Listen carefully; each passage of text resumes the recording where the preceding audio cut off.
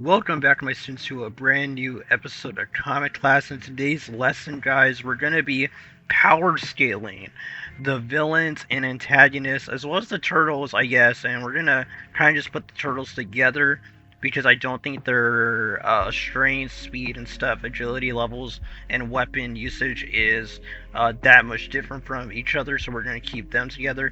And yeah, we're going to rank them from weakest to strongest. And this should be a really cool, interesting video. Don't think this has ever been done before. This is only going to cover the original 62 issues in the original Mirage run of TMNT. So this is going to be amazing. And without further ado, let's jump right into the video. Let's start ranking. So going off of who I think is the weakest out of all the villains and the turtles, it's probably gonna be the base foot. And the base foot we're gonna have to put in D tier. The Foot Clan is not that bad of fighters. They're actually very skilled in combat, and when they have a lot of numbers, like a number advantage, they can prove a really big threat. But we saw during the City at War story arc that the Elite Guard were able to take out so many of the Foot ninjas on their own, and the Elite Guard was I think less than 12 members. And that's insane considering that the Foot, by what we saw, was definitely in the dozens and dozens. So yeah, they were basically getting killed off really easily by these Elite Guard members in the City at War arc. So we're gonna put them at D tier because they do get handled by the turtles pretty easily most of the time, and they do land some hits in the first issue. And Leonardo was able to fight an entire army of them solo in his micro series one shot. So I have to put him at D tier. After the Foot Clan, we have the Mousers. The Mousers, I would put them with the Foot Clan in D tier. The Mousers are very resourceful and they can be really dangerous, but they can be destroyed pretty easily by the turtles with their superhuman strength. This should be able to be done by the Triceratons as well as the Ultrons, the Shredder mutation, Shredder himself, and the Elite Guard. So they really couldn't top anyone other than the Foot Soldiers, and the Foot Soldiers probably could top them as well. So they're kind of like interchangeable, with the only exception being that the Mousers could do stuff like, just eat through anything basically and make buildings fall and stuff, so they're a really big threat for the turtles and people in general. So I would put them above the Foot, but just barely. They definitely are interchangeable if you wanted to put them like that. Next we have the Ultrons. The Ultrons are pretty dangerous, but their main weapon basically is like this laser gun. And I don't think they ever tagged the turtles, or at least they never tagged them in a way that would be effective in a one-on-one situation, or like even a team-on-team situation if things were played even with each other and each one fought one at a time, or kind of like one-on-one with each other while they're having a huge battle. I don't think the turtles would ever get tagged. The same goes for the Triceratons. They could probably taint some of the hits that I think they did taint some of the hits that the commander did, or one of the Triceratons when they came back with the turtles from their planet in space. So, and the Shredder mutations are insane and push the turtles back pretty easily. So they should be able to easily defeat the Ultrons if the turtles were able to dodge all their attacks. The Shredder mutations probably just powered through it and just destroyed them, like they killed I think his name was God or something like that. Was it God or was it Zod? Right, I think it's Zod, the Triceraton that helped them during the Return to New York story arc. But yeah, the Ultrons, they definitely are a bigger threat than the Mousers and the Foot Clan, and they are future. They have like futuristic tech in a way because they're so much more advanced than humans.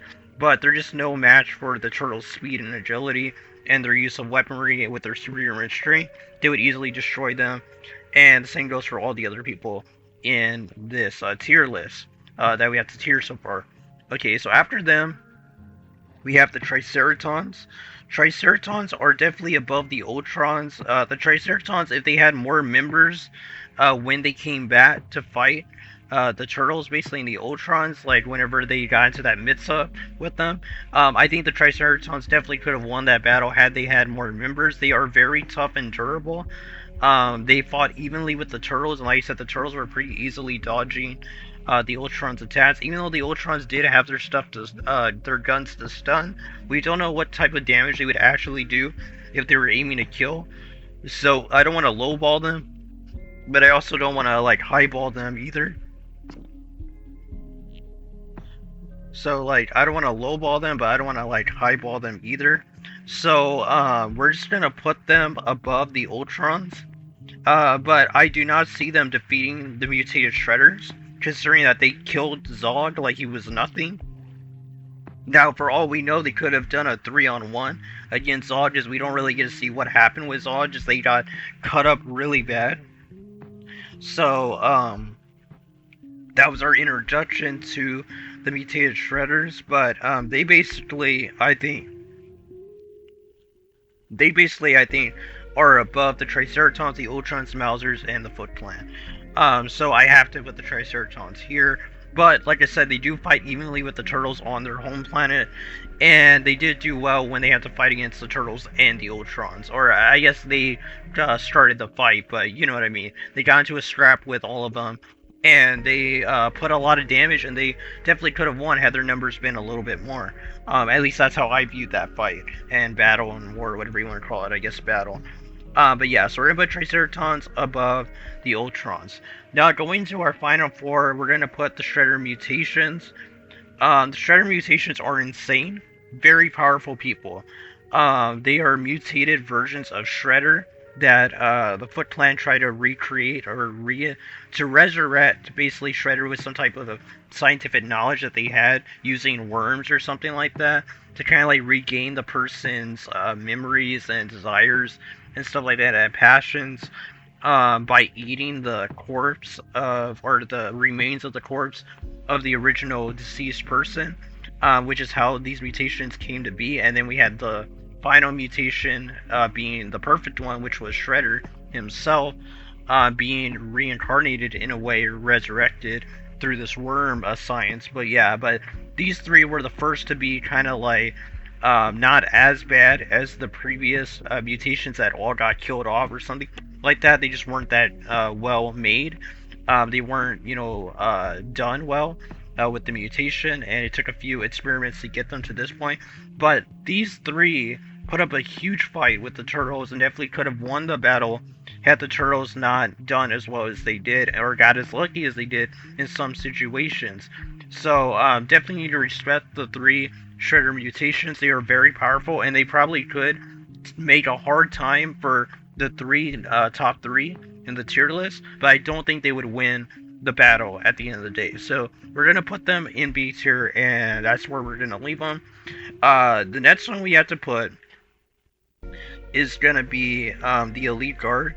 The Elite Guard are ridiculous, and definitely one of the most dangerous enemies, if not maybe the most dangerous enemy the Turtles ever faced. They really pushed the Turtles to their limits and forced them to really get down and dirty. The final fight with Leonardo and one of the Elite Guard was just straight up brutal. And something you don't really expect in Ninja Turtle comic, even with how dark and gritty this version of the Turtles is, the original version, this still felt like it was going on a whole other level and being grounded and realistic. So I really enjoyed that. But I do think that, they had the numbers, they had the skills, they got, stuff done. Donatello was forced to use a gun to kill one of them because he took like a major fall during his fight with one of these Elite Guard members. So the Turtles got beaten up, they got broken, some of them, and they were forced to do things they did not want to do, messing up Donatello mentally and having to heal at the end of the story. And perhaps they jump into that with Volume 2, but I only read the original Kevin Eastman Peter Laird run. That's what we're covering here. And yeah, they messed up Donatello at the very end of the story because of this thing that he was forced to do. So definitely the Elite Guard have to be the top of the top when it comes to the villains that are not Shredder being the main antagonist of the Turtles. So yeah, but jumping in to the second person of the most powerful, or the number one villain in the series, which is Shredder, of course. Shredder has two versions. He has the original version in issue 1 that took the combined might of the Turtles to basically defeat him. And when he was finally defeated, he tried using a thermite grenade, and Donatello knocked him off of the rooftop with the thermite grenade, and he basically blew up in the alleyway to his death. Basically, he just died by getting blown up. And then the foot soldiers, I guess, found his remains of what was left of him, his blown up corpse, and fed it to those worms, and then created the Shredder mutations until we got the second version of Shredder being the Shredder mutation perfected version, which is, I guess you'd call him like perfect mutated Shredder or something. But it's a mutated Shredder, basically resurrected with the sole desire to kill the turtles. And his battle with Leonardo showed how talented he was. He really pushed Leonardo to the edge. He has to be number one of the villains because he literally was about to kill Leonardo had the other turtles not intervened by destroying, I believe it was like some type of tank of like oil or something like that, a giant water tank, and that gave the building a shake. And this gave Leonardo the opportunity to not get killed by the Shredder by getting his, body sliced through or something like that, maybe getting his head cut off, but gave him an opportunity to do one more attack against the Shredder, and the Shredder went in for the attack as well, and Leonardo won out in the exchange. So because of the other turtles' actions, gave Leonardo a second chance, and he was able to win with that final blow and decapitates the Shredder, ending him once and for all. So I thought that was really cool, and Shredder definitely, because of that feat, considering this is a Leonardo that's very more skilled than what we saw in the first issue when he fought him the first time, needing all his brothers to fight with him. It shows how talented Shredder was, and like I said, originally in the fight he would have won. So we do need to look at that, and he definitely is the only one that really did that out of all these villains. I really had the opportunity to kill these turtles, or no, kill a turtle, with the exception of the elite guard that also was able to do that. But that was more of a case of Raphael going in and getting hot-headed and, not thinking straight and giving them the opportunity to gang up on him and then almost get killed. I think they ganged up on him. I don't think it was a one-on-one. Maybe it was a one-on-one, but even if it was, he wasn't thinking straight and he left himself wide open to an attack, and that almost got him killed. So, considering that Leonardo and Shredder had a flat-out fair fight, they both knew when they were starting, both had their swords and weapons drawn. There's no excuses for what happened, and the fight was an awesome fight, and definitely recommend you go check it out if you've never read the original TMNT Mirage run, the original 62 issue run. But yeah, going into number one, which is S tier. I mean, if we're being honest, Shredder should be here, and then the Elite Guard should be an A. Yeah, I think this is good. Yeah, I think this is good. This is a good list. Okay, so yeah, we're gonna put Shredder right behind the Turtles. I mean, he was behind the Turtles because we're doing this in number order.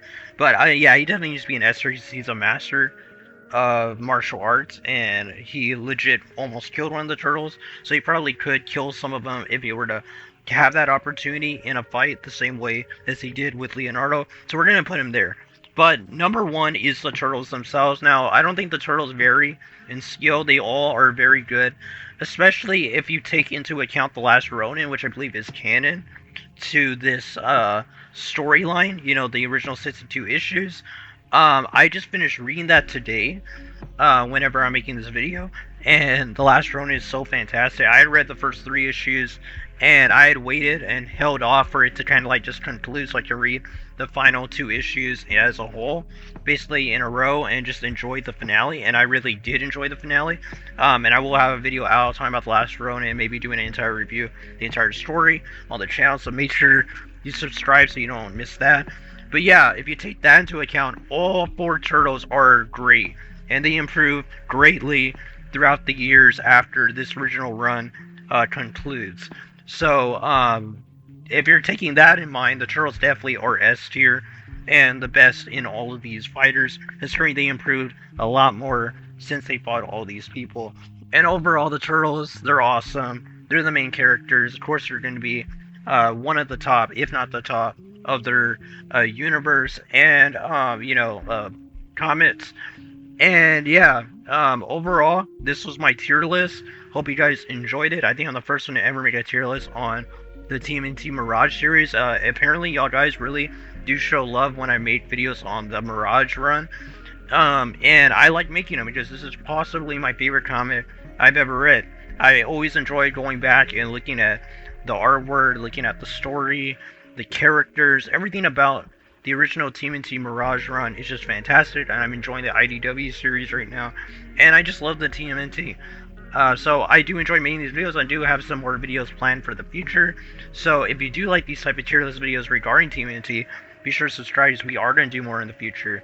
But I hope you guys enjoyed this one because it was a lot of fun for me to do. And be sure to like and subscribe to show your support. We're trying to hit 1K, the first 1,000 subscribers on the channel. That's what we're trying to hit. That's our goal.